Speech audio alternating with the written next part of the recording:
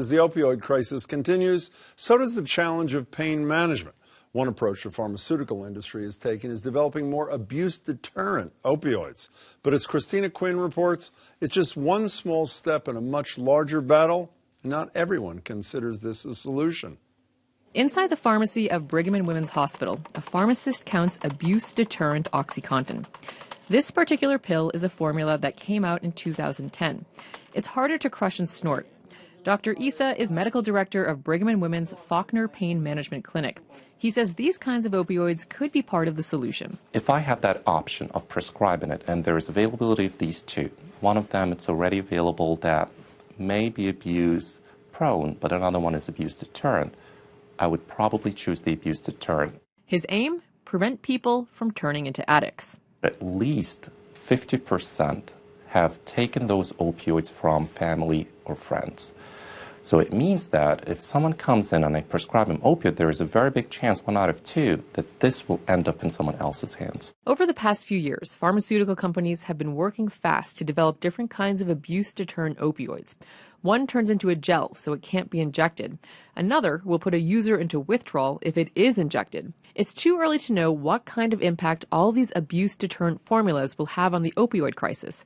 But a 2015 study showed that the reformulated Oxycontin, which led to a decline in abuse of the painkiller, caused a spike in heroin use. Anybody who has an abuse-deterrent opioid can still swallow multiple pills and die of an overdose or become addicted to it. Bertha Madras is a psychobiologist at McLean Hospital.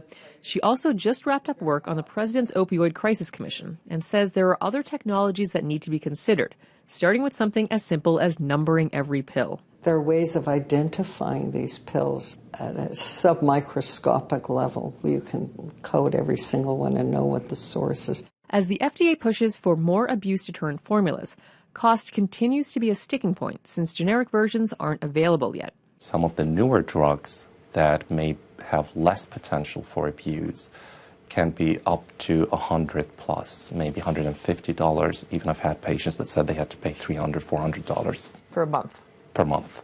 With the typical copayment for Oxycodone around $3, a 10,000% markup on a painkiller that does the exact same thing is a tough sell.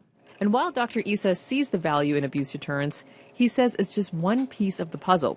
He's hopeful about other future technologies, like smart pill dispensers that notify your doctor when you took your pill. In the meantime, he wants to make sure everyone understands how abuse-deterrent drugs work. Extremely important to educate prescribers, to educate patients and make them understand that these drugs, they still have the potential for addiction. All they do is they prevent people from taking them in a way that was not intended.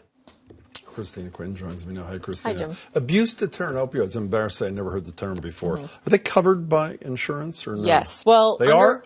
Under Massachusetts state law. Massachusetts was the first state to pass legislation requiring insurers to cover abuse-deterrent opioids. Sounds like there's a however coming. Well, it's a real hassle for prescribers. They need to send prior authorization to the insurance companies, and based on some anecdotal stuff that what doctors have told me, they are often rejected because they want patients to try out other options first.